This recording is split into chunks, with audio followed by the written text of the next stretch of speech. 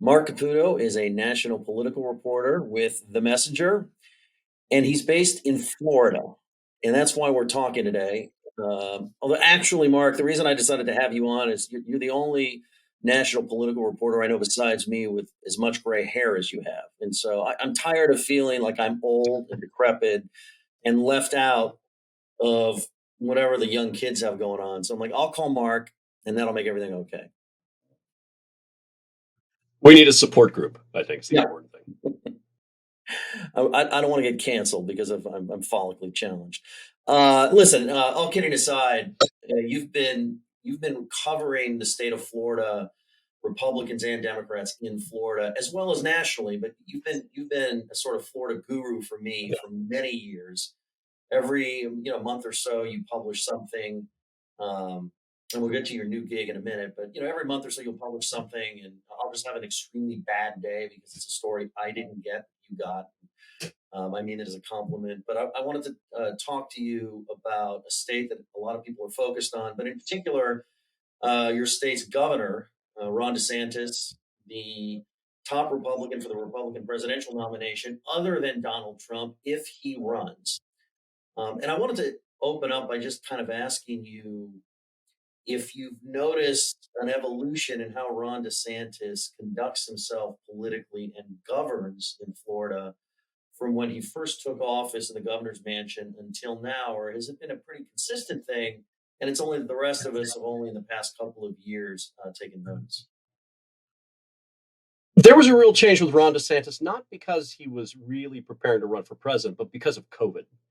And the way he approached COVID with kind of more of a laissez faire approach, the tremendous amount of criticism he received from both the scientific community, from Democrats, from the news media echoing that, sort of changed him as a governor, as a political character, and made him a national political figure, especially among Republicans. That's really the way he handled the media, the way he handled the expert class, the way he handled Democrats criticizing him. That's what made conservative hearts go pitter patter for him. So I decided to get in on your action a little bit. And week before last, I was in Tallahassee for a couple of days talking to Republican insiders who work with the governor, who know him, who've also worked under a number of previous governors. Now Senator Rick Scott, before him, then Republican Charlie Crist, before him, Jeb Bush. Um, and they Boy. talk, right? I mean, they go back a ways. I mean, some of them were even there for Lawton Childs the last time there was a Democrat at the governor's mansion. Not counting his lieutenant governor who took over at the very end. I mean, just for the sticklers out there. Um, One of the things that I took notice of was that whether they liked Ron DeSantis personally or not, whether they were excited about his presumed presidential bid or not, they all said to me that here is a guy who's extremely smart. And they didn't say, well, he went to Yale and Harvard Law School, but they felt that more than many governors they had worked with, or at least not since Jeb, that here's a guy that does a lot of his own homework, that's a policy wonk, that synthesizes a lot of information and then calls it up on command to develop policy proposals, to make his case to others, and that he just doesn't get perturbed. He doesn't get thrown off course or scared away when people say, that's going to cause you a lot of political trouble. People are going to get mad about that he just doesn't seem to care. But what I wanted to ask you is, maybe that's their view. Is that the view that Floridians have, that you have had watching him govern since COVID? I don't know if it's that he doesn't care. It's that he sort of invites it or likes it. Because, again, that was sort of a secret sauce to some of his success. I think one of the things that DeSantis has either discovered or increased his capacity for is doing controversial things that make him a national political story, that make him a figure that Republicans talk about. You've seen it time and time again. You had it with COVID. You had it with the "don't say gay," kind of a misleading term to describe the parental rights and education bill. That is, teachers can say gay, right? You saw it with the migrant flights, where in kind of a political stunt might be the best way to describe it. Certainly, the way critics have described it, where they rounded up migrants in Texas and flew them to Martha's Vineyard to make a point. Like these are things that in the past would seem kind of beyond the pale or sort of political suicide under kind of conventional thinking. DeSantis knew quite the opposite, that this is a way to keep his name out there and to keep conservatives, Republicans coming back asking for more. And that's why he is where he is. So, is he scared of these fights? No, he's not scared of these fights because they've benefited him. I think what's changed now is Donald Trump sees him as a threat and has, adjusted himself accordingly and is just slowly and steadily tossed more and more bombs at him. And that's something that DeSantis isn't quite used to, is being attacked by the de facto leader of the party. Certainly, if you look at the polling, the front runner, at least when you look at the national polling for the Republican presidential nomination, and Donald Trump. Yeah, and I want to get to that in a moment, but I just want to continue along this track here. Uh, who who do you think, from your reporting, uh, how do you understand the real Ron DeSantis? Do you understand him to be the sort of more conventional Republican that we knew in Congress? Still socially awkward and kind of strange at times, but from his voting record in the House, from the issues that he spoke out on, a rather conventional Republican, or was he always this culture warrior? It's just that the issues had not presented themselves, and obviously, nobody anticipated, to say the least, the coronavirus pandemic, which then opened up all of these other issues, including focusing parents on what their kids were learning in public schools, whether they could even attend public schools versus having to settle for remote learning. So maybe this is who DeSantis is, just as a function of issues that occurred later in his political career, or do you think this was always there? I guess it's always there. I could think the moment probably met the man. We just didn't see this. You don't see a once in a lifetime pandemic by definition, right? And the way he handled it and the way he suddenly became, again, a national figure put him in just kind of a different category of the way the national media covered him. And then the suite of issues that he decided to press forward on. And time again, he would kind of push the boundaries and find that they weren't quite boundaries. And in fact, they were a pathway to more success. So I would say it's probably an evolution. I didn't have a lot of conversations with him prior to being governor or even after being governor. He is sort of a loner. He doesn't like dealing with the mainstream media. He doesn't like dealing with the media at all, but mainly the media he does deal with tends to be more right of center, or in some cases further right than right of center. So when you look at Ron DeSantis and you look at the way in which he's become governor and the way he's governed, it has been an evolution. And you've also seen him grow into the use of power. One of the more interesting aspects of him exercising this is there was an elected Tampa area, Hillsborough County state attorney, a prosecutor, who had signed on to a letter, produced by one of these, as they like to say, these Soros-backed groups, where he said, "Hey, look, I'm not going to enforce the abortion law that you guys are going to pass." Now, there were no cases pending before this prosecutor, Andrew Warren, and DeSantis suspended him. And it was really kind of a reach and an exercise of power we haven't seen before. Usually there's a little more grounds to suspend an office holder in the state by the governor. But DeSantis sort of went out on a limb. And when you looked at the lawsuit, which DeSantis won, turned out he had the right to do it. Even DeSantis had doubts about whether he should do it or not, but he kind of plowed ahead in kind of a risk. And despite all of the bad press he got and all of the criticism, in a once swing state that DeSantis won by less than half a percentage point, he won by nearly 20 points just last year. So it gives you an idea that he's kind of discovered not only how to get elected and how to use power, but how to do it in such a way that it furthers his political ends. And that's why he is where he is. We have watched Florida over the years, and certainly if you came of age politically in the past 25 years or so, you remember Florida hanging by a Chad in the year 2000, 537 votes or whatever it was. And we're in a very divided country. We saw George W. Bush win Florida a second time. We saw Obama win it twice. We saw Donald Trump win it um, twice, but the first time rather narrowly, did a little bit better the second time. Then we see, while Republicans are struggling all over the country, we see Ron DeSantis win a 20-point reelection.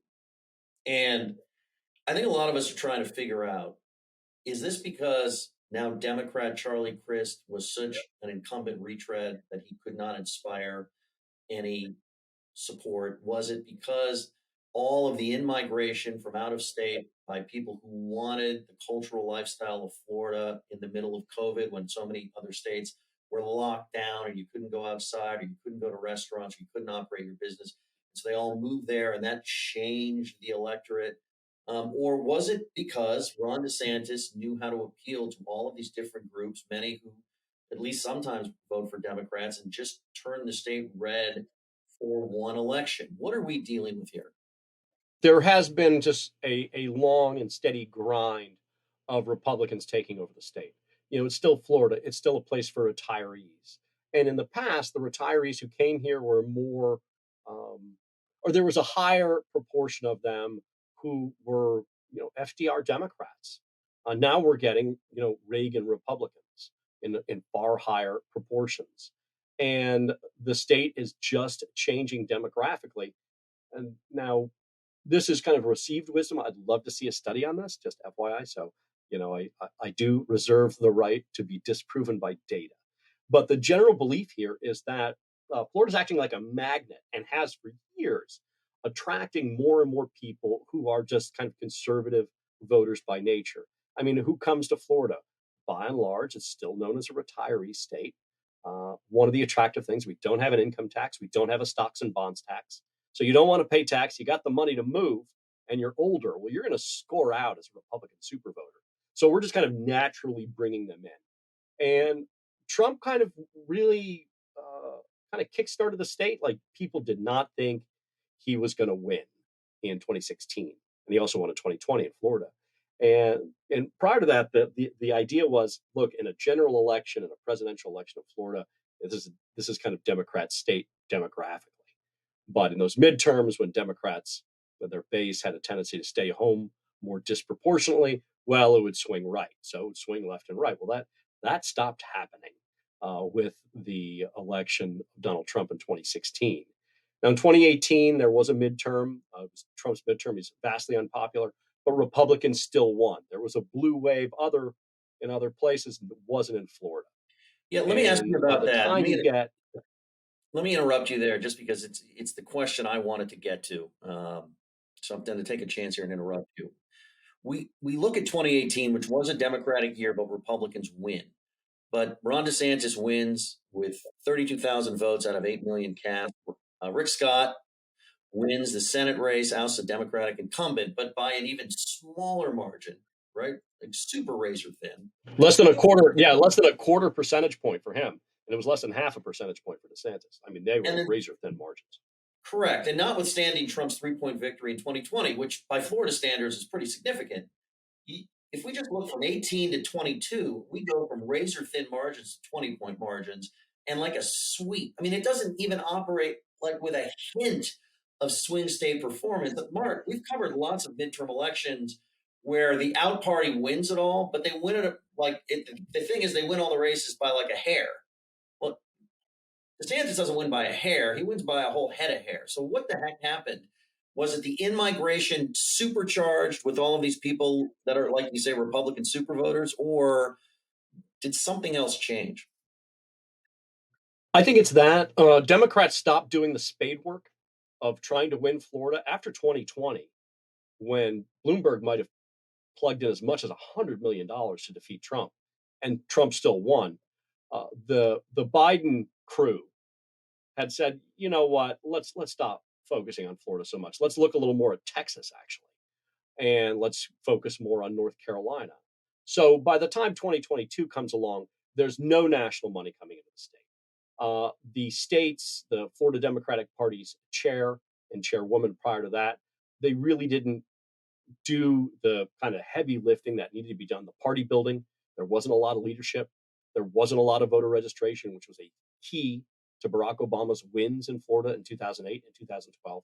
They just didn't do any of that work.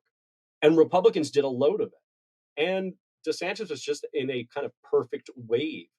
Uh, Not only did he inherit like an attenuated Democratic Party, a national Democratic Party that didn't want to play in Florida, a revitalized Republican Party, which really wanted to make a point, and the fact that he really did a good job attracting a lot of swing voters. Don't underestimate how well he did with that crew. I do think that a lot of it was COVID related. Just time and time again, when you would go to when I would go to events where political events, like there was one where DeSantis showed up. It was 2021, February 2021. He's at Versailles. I live in Miami. It's the Cuban restaurant you go to when you want to campaign. And he made some stop there. And some dude, name was Manuel, who was a construction worker, just showed up and wanted to stay and meet the governor. And I said, why? And he said, he saved my job. And there are so many people, so many blue collar workers, so many people who credited that to DeSantis. I'm not saying it's fair or right. I'm not taking a position on whether his stances and his policies on COVID, opening the state, masks, vaccines, and all of that was correct or proper or good. But what I'm saying is a lot of voters thought that. They credited him with leading the state well and saving their jobs.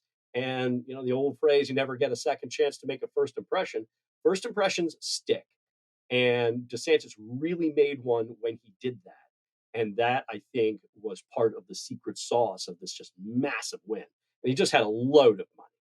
I mean, he had something like $230 million or so. It's like an obscene amount we've just never seen in the state. Now, part of that was a lot of Republicans just kind of hedging their bets, hoping Donald Trump would go away and wanting to prop up DeSantis. And DeSantis wanted to run up the score, knowing that that would help propel him further into national contention and the national discussion to be potentially his party's nominee if he runs for president. So Florida heading into 2024, red state or? Yeah. Yes. I've talked to some of the Biden folks. I've talked to some of the Democrats here who,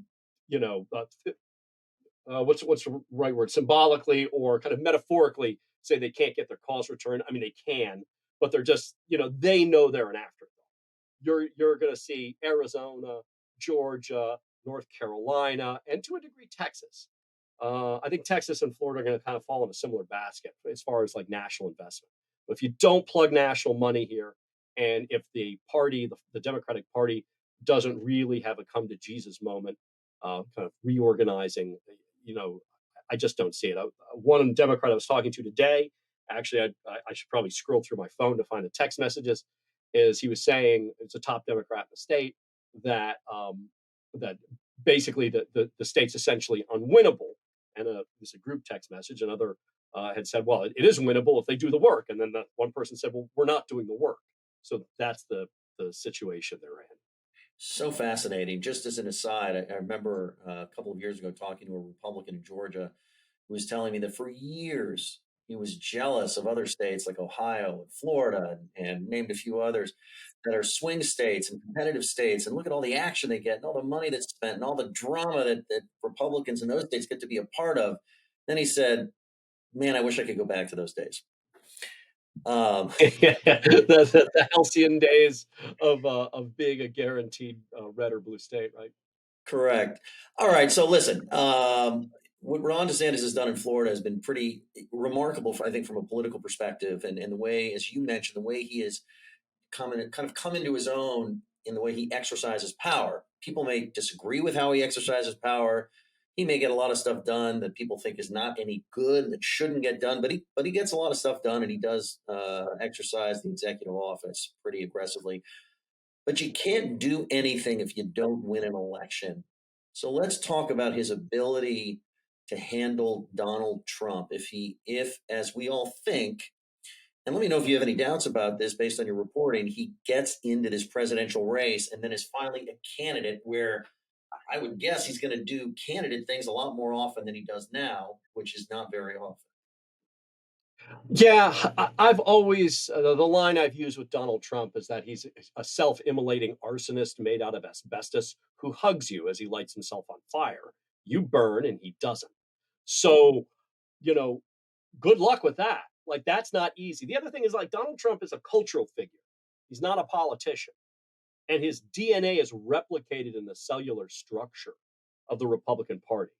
It's very difficult to dislodge someone like that. He essentially runs as an incumbent, and his polling reflects it. Now, the question is like, where are Republicans? Right? Have Republicans had enough of the Donald Trump show? We're in the seventh season here, and usually by now, in the seventh season of a production, you're going to have some shark jumping that happens. Although one of the things that always rescues a good show is a courtroom drama, and now we've got that. But perhaps not unironically, Donald Trump is actually consolidating more support. So the thing that you are looking at, and I am looking at, that we're all wondering, is like, okay, to what degree is this consolidation of support in the Republican Party for Donald Trump a sugar high, or to what degree is this kind of real protein that's building more kind of political muscle? I don't know. And the more these sort of investigations and potential court cases stack on each other, at what point do Republican primary voters say, boy, love the guy, but season 7 is just too much drama, right? I want a little more normalcy. And so DeSantis is positioning himself to be that kind of MAGA without the crazy, right? That's what privately some of his people will say. Tastes great, less But film. you know, yeah, I'm not sure that that's where Republican voters are. And it's sometimes difficult to make a case if you're not being forceful about it. So the other thing to look for, and I've talked to his people and they're tight-lipped about it, is when does Ron DeSantis start to really hit back? How does he do it?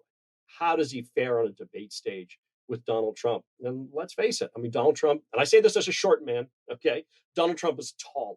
He's got a deeper voice. He presents very well. And he's so pugilistic and combative. Uh, can can Ron DeSantis, sort of surpass this? And how does he kind of walk that tightrope? I don't know.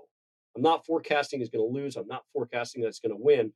But in a Republican primary, Donald Trump is just an incredibly challenging person to face. I mean, look, he did it in 2016 when people didn't expect him to. And uh, I mentioned this. I posted it the other day on my Instagram account. I haven't been on Twitter. I'll be up soon. Maybe I'll post it there.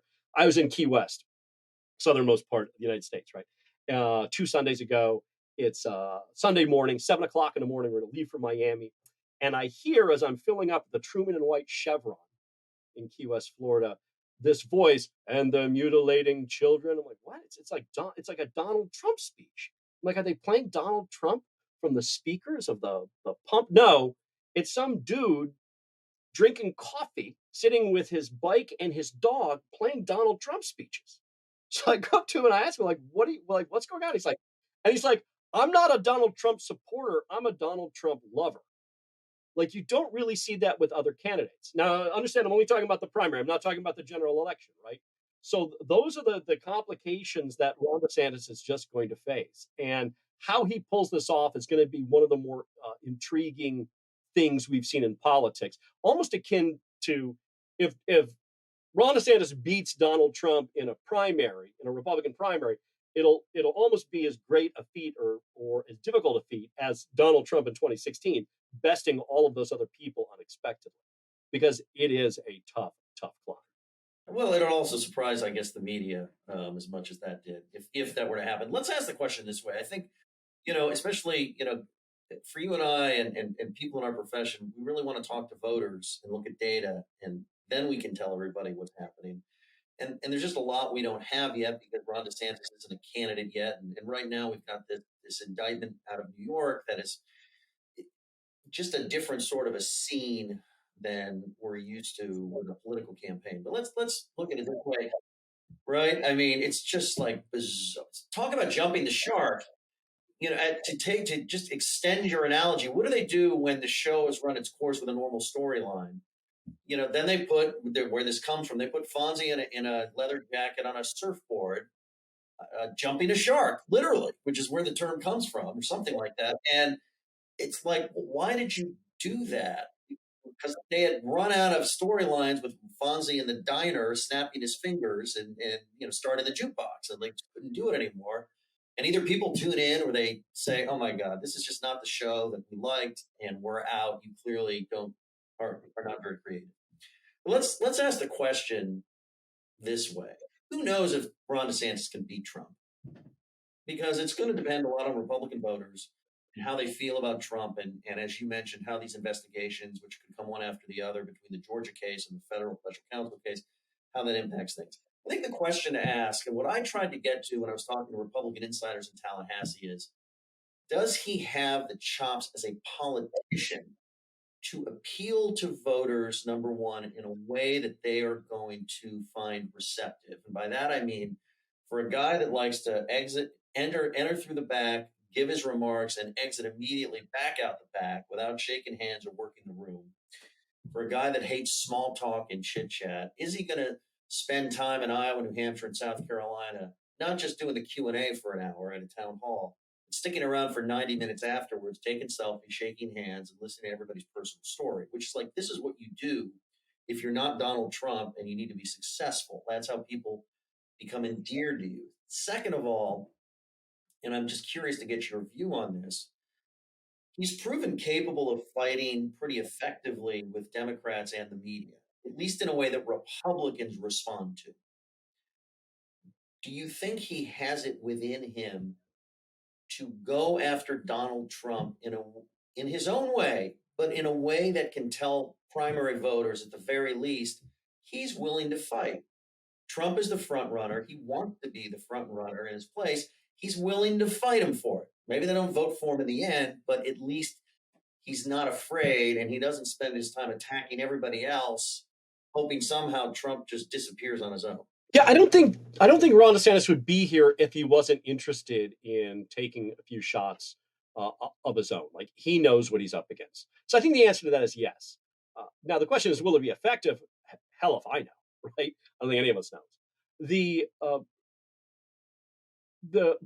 kind of the deeper thing you're especially hearing in the national press is, that Ron DeSantis has that the kind of the non-friendly vibe. I've been in rooms with him. I've spoken to him privately and personally. I've seen him deal with people privately and personally. He's certainly up to doing it. Now, does he want to do it? I would imagine so. I can't imagine someone would run for president and think, hey, I'm not going to meet voters one-on-one in Iowa and in New Hampshire.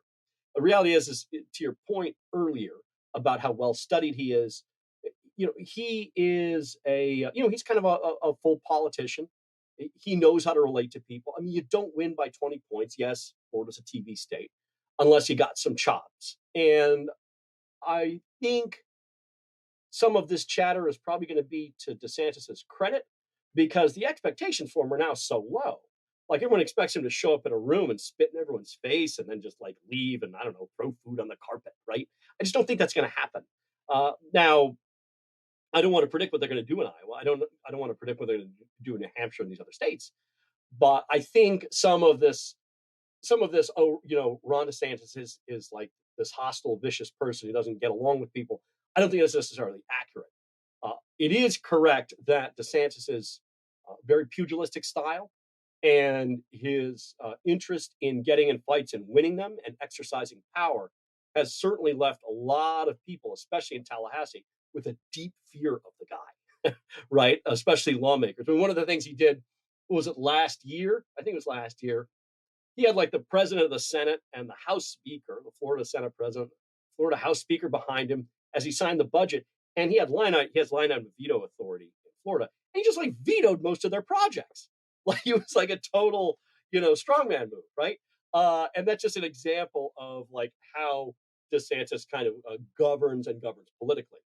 But again, like one-on-one, he's certainly capable of doing that. Like, I know just in talking to him, like, I'm a Miami Hurricane fan. Like, we used to win football games. I remember him talking to me saying, like, one of his his favorite teams of all times were those old Miami defenses of the late 80s, right? Like, so he has like an abiding understanding of like kind of regular guy talk and the like. So I think he's perfectly capable of that now. To what degree does a candidate, once they become a presidential candidate, a lot of pressure is on them? Like, how much can they keep their genuineness? We're going to have to wait and see. Well, by the way, now you guys win basketball games apparently, which I say is a bitter Yeah, I use know. of. We used to be a football school. Yeah. I don't know what's going on, man. That's the bizarro world we live in. Is that the Miami Hurricanes are winning basketball games, not football games. Listen, I don't want to look like I don't want to look like an idiot reporter, but whatever. Everybody probably thinks that anyway. So let me ask you a question. In the middle of Donald Trump skyrocketing in polls in the Republican primary as we speak, I'm always a big. I live in fear of certainty when it comes to political reporting and analysis. Assuming the way things have been are the way they're always going to be, assuming the way that one election went means that's the way this election's going to go. So let me ask you, I mean, we're just shooting the breeze here. Trump in retrospect in 2016 makes a lot more sense when you realize what an ultimate change agent he was. And you can combine that with his name ID and his television persona. But the Republican Party had grown pretty stale from an ideological perspective as far as voters were concerned. Most of I'm old enough that for most of my life they all ran around every 2 to 4 years saying they're the next Ronald Reagan, offering new tax cuts or the same old tax cuts. And here this guy comes along and starts talking about trade and immigration in a different way and a few other things in a different way, right? And so he's the ultimate change agent and known, but not in any way a professional politician or even politics adjacent, other than he was a donor. And so it's easy to see, notwithstanding he didn't win the popular vote, why that was able to make such a splash in the Republican Party, particularly because everybody was running against was considered old guard. And here it's like something new and fresh. Now we're 8 years almost since he came down, the escalator, as he likes to say. And this, as you mentioned earlier, this act has been going on now for years. And he was president. And so I sometimes wonder if he's not an incumbent retread who is still the front runner and strong, but a diminished figure from what he was, and not the ultimate change agent, leaving room for somebody to take his place if they will just go take it. Or maybe to your point about the guy in Key West who was just listening to Donald Trump speeches on his bike, the same way, I listen to country music when I'm on a road trip, that this is just an icon you can't compete with and it doesn't matter. Yeah, I think what you laid out in kind of the first part of the question there is DeSantis's theory of the case, right? Is that if you talk to the people who are familiar with kind of the data, more from the DeSantis side than the Trump side, they say, yeah, look, Trump's got a lot of weaknesses that you can't quite see, and that no one's hit him properly, and that the guy who'd be able to do it is going to be Ron DeSantis. So yeah, the DeSantis theory of the case is once voters see him and they hear him and they look at his record, they're going to realize that this is the guy to go with. The Trump argument is just essentially there's just no way this happens, right? Like that DeSantis is new Coke, and voters are still going to want to stick with Coca-Cola Classic. So I don't know. I do agree with you as far as the dangers of certainty, and as an example of that, one of the Biden folks I was talking to about the degree to which they're kind of happy that that Trump is getting kind of boosted by this and could walk into the general election as an attenuated candidate with all these scandals and investigations on him. They don't see it that way. They're saying, "Look, we don't know anymore. Like we're perpetually in an uncharted waters." So I'm kind of with you on this. And it's April of 2023. We got, I don't know, 8 months until Iowa votes. Like that's a lot of time in politics. Yep, it sure is. All right, Mark, I could keep going just because I'm fascinated by this, and you have so much Florida insight that I want to steal It's politics and the media. We don't have any ethics, so I'm gonna steal it and claim it as my own. But I can't do that because you've got stuff to do. Tell me a little bit before I let you go about the Messenger. You're a national political reporter for the Messenger. It's a new publication. Here at the Dispatch, we love new publications. Although I'm going to hate competing against you once again when you're really back in action. What are you guys going to be up to? When can we start reading it? What's going on? The Messengers, we're a new digital media company. We're going to launch in May, and the mission is delivering accurate, balanced, and nonpartisan news and information. So, the plan is to have as many as 500 editorial staff once we're completely up and running, which would be way in the future. But we're going to not just cover politics, but span readers' interests, their passion points from sports and entertainment to technology, health, purposes, and business. Right. So that's the full pitch. Marc Caputo is a national political reporter for The Messenger. You can find him on Twitter at Marc A. Caputo. Marc, thanks so much for joining us. Hope to talk to you again soon. Well, thanks, David. I appreciate it.